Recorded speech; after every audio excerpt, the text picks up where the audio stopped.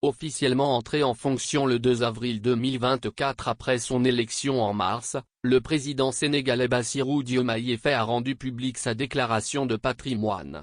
Les biens et avoirs du président sénégalais ont été détaillés dans le journal officiel comme prévu par la constitution sénégalaise.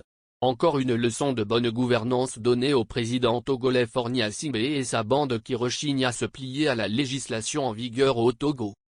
Tous les Sénégalais ont désormais connaissance du patrimoine de leur président avant son arrivée au pouvoir. Comme avant ses prédécesseurs Abdoulaye Wade et Macky Sall, Bassirou Diomaye Faye a respecté la décision du Conseil constitutionnel ordonnant la publication officielle du patrimoine du chef de l'État. Diomaye Faye ne déroge pas à l'obligation légale. Après le remplissage de la fiche de déclaration, le patrimoine du président Faye a été publié dans l'édition spéciale N-7750 du 25 juillet 2024 du journal officiel de la République du Sénégal. Selon la déclaration, l'ancien inspecteur des impôts et domaines devenu aujourd'hui président possède 2 comptes bancaires courants avec un solde de 22 234 257 CFA. Il a déclaré aussi un véhicule Ford Explorer Platinum acheté d'occasion en 2022 à 19 millions CFA.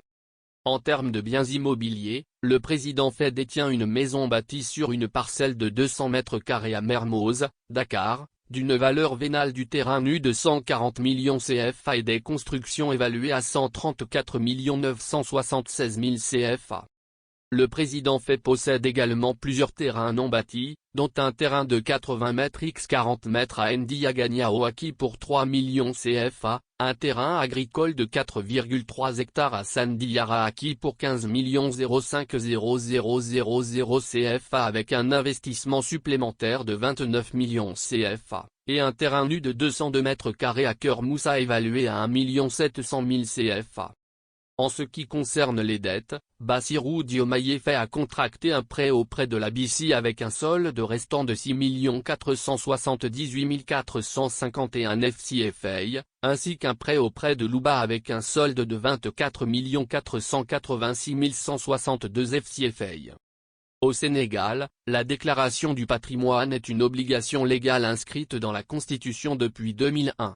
Depuis, les présidents successifs Abdoulaye Wade, 2000-2012, Macky Sall 2012-2024, et Bassirou Diomaye Faye n'ont pas dérogé à la règle.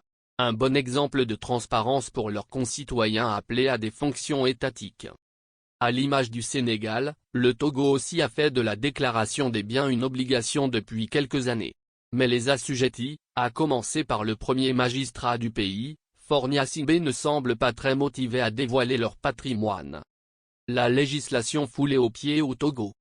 Depuis 2019, l'Assemblée nationale a adopté le projet de loi fixant les conditions de déclaration des biens et avoirs des représentants des pouvoirs exécutifs, législatifs et judiciaires, les membres des institutions de la République et des autorités administratives indépendantes, les élus locaux, les autorités politiques, militaires ainsi que tous les fonctionnaires impliqués dans la gestion des deniers publics et exposés à des risques de corruption et d'infractions assimilées.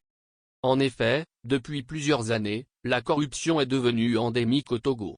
Du petit employé de bureau au fonctionnaire, les agents de l'État font de cette pratique leur sport favori.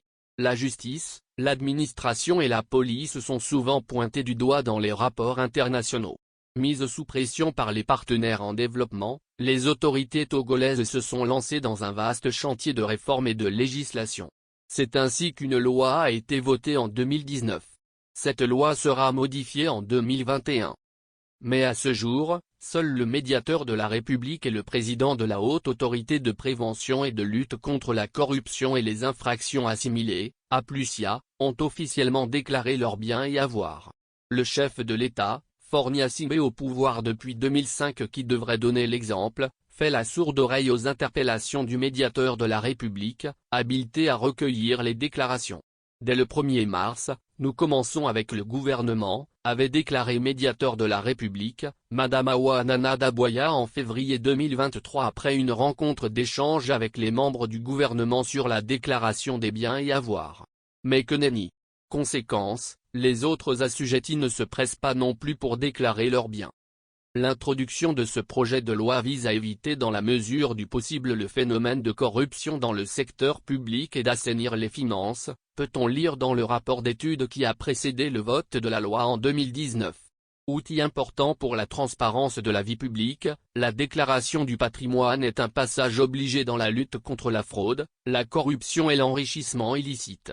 Sachant que la corruption est un véritablement frein au développement, l'on se demande comment peut-on prétendre vouloir développer un pays en foulant aux pieds les textes qui combattent ce phénomène? En réalité, l'obligation de déclaration de biens et avoirs de tous les hauts fonctionnaires et agents publics a déjà été instituée dans la Constitution du 14 octobre 1992.